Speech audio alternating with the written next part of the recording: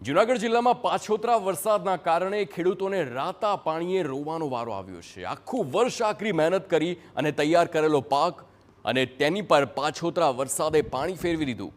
હાલ મગફળીની લણણીની સિઝન છે, ત્યારે સતત વરસાદ વરસતા વિસાવદર પંથકમાં ખેડૂતોને ભારે નુકસાન થયું છે।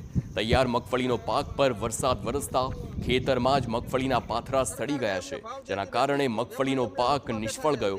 ખેડૂતોને પોતાની મજૂરીના પણ રૂપિયા ન મળે તેવી હાલત છે। ખેડૂતો સરકાર સમક્ષ સહાયનો પોકાર કરી રહ્યા છે।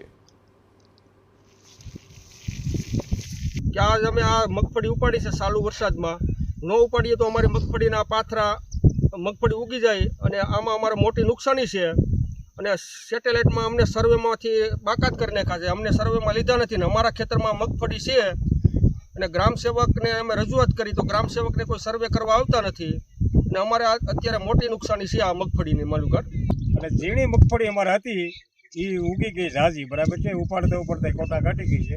બીજું એક સોયાબીનનું વાવેતર હતું, એ એમાં ને એમાં છે ને સિંગુમાં જેમ અડદ ઉગે ને એમ દાળી ફૂટી ગયા છે। હવે એનું અમારે શું નક્કી કરવું, કોઈ જોવા આવતું નથી, કરાવતું નથી, તો સરકાર કાંઈ ધ્યાન આમાં દેતી નથી, બરાબર છે। કોઈ સર્વે કરવા આવે, સર્વે કે ભાઈ અમે કહીશું ટેકાના ભાવમાં કે ટેકાના ભાવ આ દેવું હવે આ સોયાબીન ઉગી ગયેલા છે અને અમારે ક્યાં નાખવા જવા એમ।